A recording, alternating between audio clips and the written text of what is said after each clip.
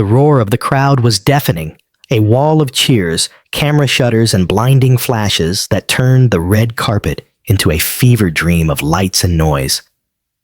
Madison Cole stood in the center of every inch the movie star, black satin gown hugging her curves, golden hair in an elegant wave. Her smile perfect for the dozens of live streams beaming her image around the world.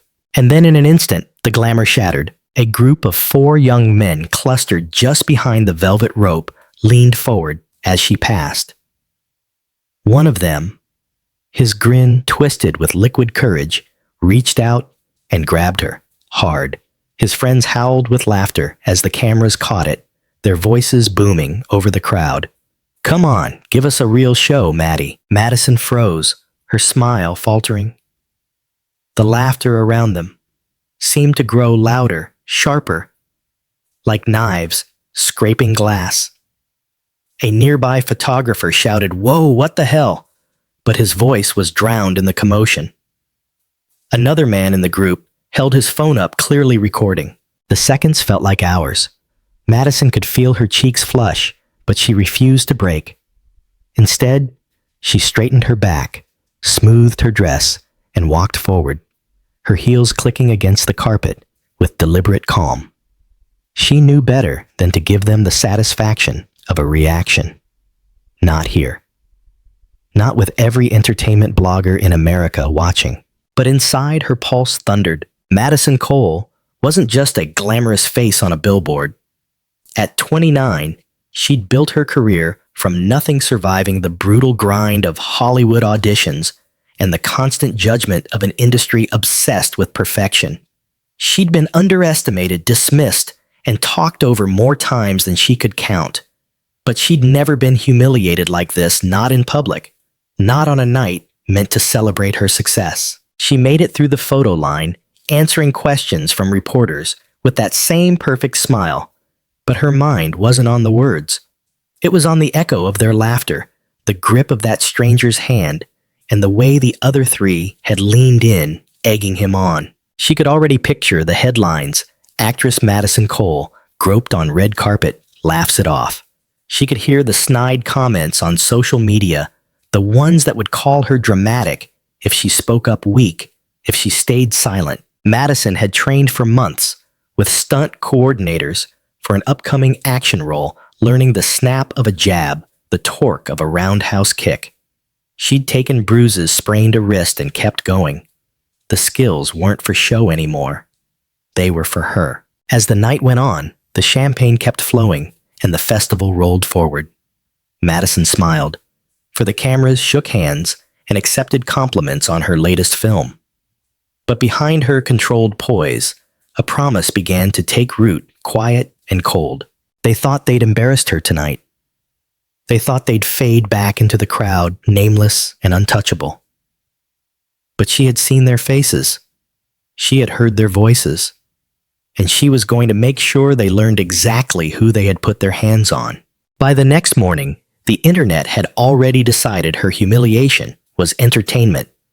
Clips from the red carpet flooded social media, zoomed in, looped, and edited with crude sound effects. One video on TikTok had over 500,000 views, captioned "Madison Cole's best role, yet pretending she didn't like it." Her inbox filled with interview requests, none of them about her movie. It was the smirk in those videos that made her blood boil, not hers but his. The ringleader's smug grin as he yanked her toward him like she was just another prop on the set. In every replay, his friends loomed behind him, laughing like hyenas. Her publicist begged her to ignore it. "It'll blow over," she said, voice low and soothing over the phone. "The news cycle moves fast. Just keep quiet." But Madison wasn't wired for quiet, not when every fiber of her body still hummed with that mix of adrenaline and rage. That evening, after a long day of smiling for cameras at promotional events, she headed back to her hotel. The underground parking lot was dim, the fluorescent lights buzzing overhead. Her heels clicked across the concrete toward the elevator. That's when she heard it, the echo of male voices, low but unmistakable. "Well, if it isn't Maddie Cole," one of them drawled. She turned, and there they were. Brett, she recognized him now, stepped forward, his three friends fanning out casually behind him. The same grins, the same swagger. Only now, there were no cameras, no security, no crowd. Didn't think you'd be walking around alone after last night. Brett said, his tone mocking, but with an undercurrent of challenge. Madison's eyes swept the space. No one else in sight. She kept her voice steady. You should walk away right now, Mason. The tallest of the group laughed. What's the matter? Afraid we might steal another picture. They were circling just enough to test her. Every step they took was a test of how much she'd let them get away with. The heat of humiliation from the night before surged back sharper now. She'd promised herself she wouldn't react in public.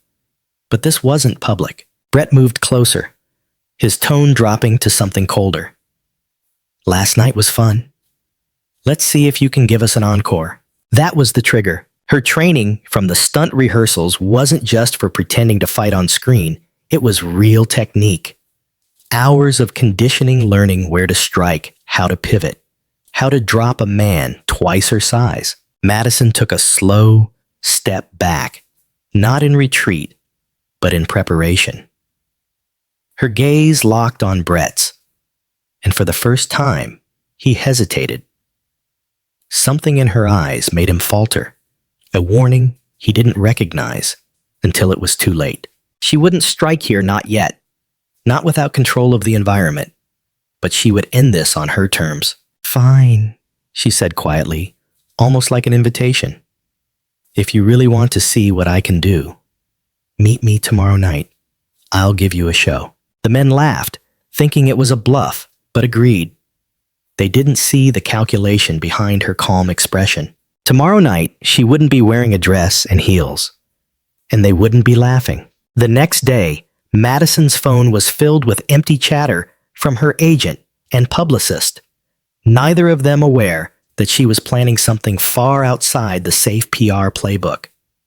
She spent the morning reviewing her schedule, rearranging a few appearances, and making a discreet call to someone who owed her a favor. Derek Lang, a stunt coordinator she'd worked with on her last action film. Derek picked up on the second ring. Maddie thought you'd be too busy signing autographs for the festival. I need a space, she said plainly. Private. Tonight. He paused for only a moment. Warehouse on South Brighton, the rehearsal spot. No one will bother you there.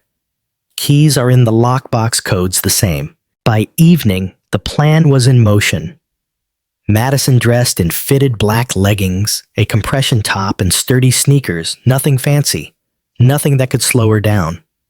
Her hair was tied back, her hands wrapped in light training tape. She slipped a small GoPro into her bag because part of her already knew that proof of what was coming might be useful later. The South Brighton warehouse was perfect. Open space, padded training mats, still rolled out from fight choreography rehearsals, and no prying eyes. Fluorescent lights buzzed overhead, casting clean, harsh light across the floor. Madison spent an hour running drills to sharpen her focus, pivot turns, knee strikes, spinning kicks. Every repetition burned the memory of last night deeper into her resolve. Just before 9, she heard the rumble of an engine outside. The sound of muffled laughter carried through the metal walls. They'd come. Brett strolled in first, still wearing that same cocky grin.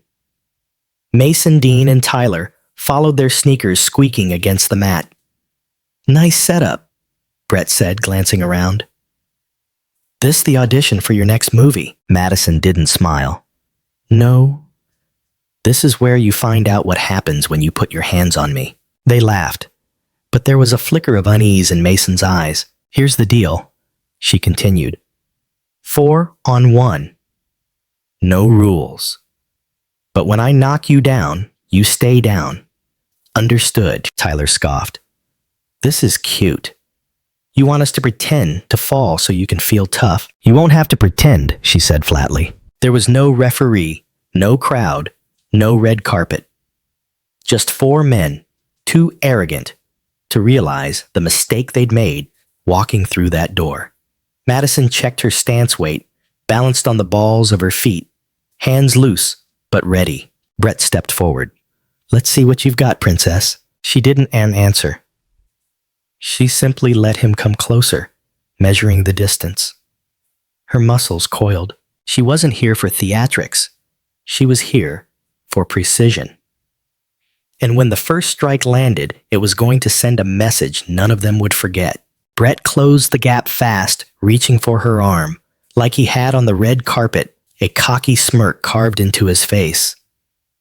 But Madison was already moving. She sidestepped her left foot, pivoting hard as her right leg whipped around in a brutal roundhouse kick.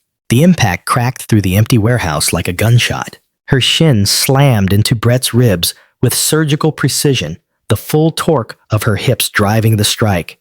His smirk collapsed instantly, replaced by a wide-eyed gasp as the air blasted from his lungs. He staggered back, clutching his side, his mouth opening, but no sound coming out. The kind of silence that only comes when your body forgets how to breathe. Dean charged next his height, giving him reach, but Madison dropped low, sweeping his legs with a quick spin that sent him sprawling onto the mat. Before he could recover, she pivoted into a driving knee strike to his chest, pinning him down with her forearm across his throat. "You think this is fun?" she hissed, her voice low enough only he could hear. "Because I'm just getting started." Mason tried to catch her from behind, but she felt the movement, a shift in the air, a shuffle of sneakers, and spun out of the choke, planting her elbow squarely into his jaw. The crack of bone against bone echoed, and Mason stumbled backward, his balance gone. Tyler hesitated, hands up in a half-hearted guard. "Okay, maybe we—" She didn't let him finish. Madison surged forward, grabbing his wrist, twisting, and dragging him down in a judo-style throw that slammed him flat on his back. The air rushed from his lungs in a sharp wheeze. She planted her sneaker firmly against his chest, keeping him down. The four of them were a mess. Brett still hunched over Mason, holding his jaw. Dean coughing on the mat, and Tyler pinned under her foot. Madison looked at them, her breathing steady, every muscle sharp with control. "This isn't a movie," she said coldly. "I'm not your fantasy. I'm not your punchline. I'm the woman you decided to humiliate, and this is what that earns you." She let Tyler up, stepping back, but her gaze never softened. Brett straightened slowly, still cradling his ribs, his voice hoarse. "You could have just told us to stop." "I did." She shot back, and you laughed. There was no satisfaction in beating them down, only the certainty that they would remember this moment every time they thought about crossing another woman. She walked to the corner of the mat, grabbed her bag, and pulled out the small GoPro she'd set on a tripod before they arrived. She stopped the recording, slipping it inside with the same calm she'd had when she walked in. "This footage," she said, turning back to them. "Think of it as my insurance policy. If you ever try this again with me, or anyone, everyone will see exactly what happened here tonight." The message was delivered. The fight was over.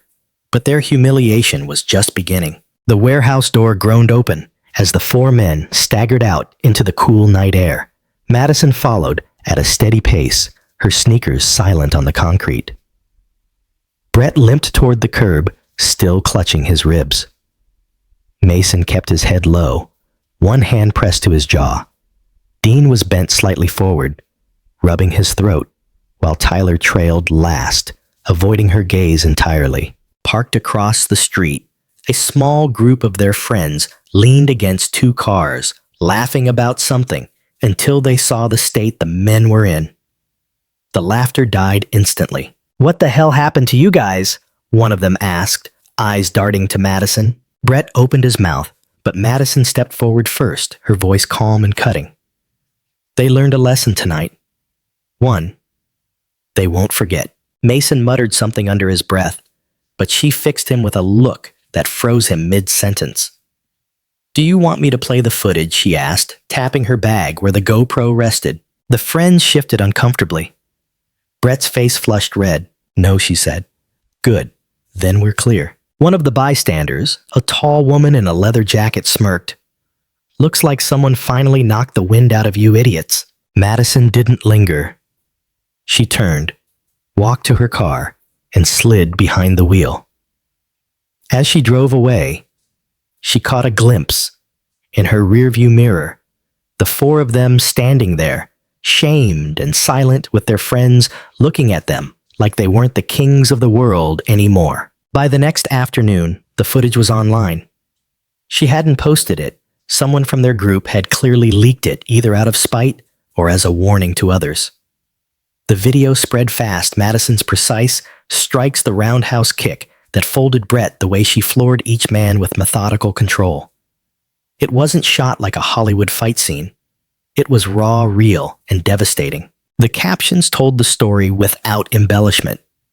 Actress Madison Cole handles her own security and don't touch without consent. The public narrative shifted overnight. People who'd mocked her after the red carpet were now applauding her, calling her a role model, praising her composure in the face of harassment. Madison didn't bask in the attention. She hadn't done it for applause. She'd done it to reclaim something they'd tried to take from her. Her dignity, her control, her voice. A week later, she was back on another red carpet cameras, flashing voices calling her name. This time, as she moved along the line, the crowd was different. People cheered louder, security stood closer, and even the most eager fans kept a respectful distance. She paused at the end of the carpet, looking out at the flashing lights. Somewhere in the crowd, she thought she saw Brett and his crew. But if they were there, they stayed far back, swallowed in the sea of faces. Madison smiled. Not the practiced red carpet smile, but something real small and sharp. They'd remember, strength is more than physical power. It's the refusal to let someone else define your worth. Madison's fight wasn't just about landing kicks and throws. It was about drawing a line that could never be crossed again. Bullies feed on silence, but courage exposes them for what they are fragile when faced with resistance. In life, you may not always choose your battles, but you can choose how you stand in them.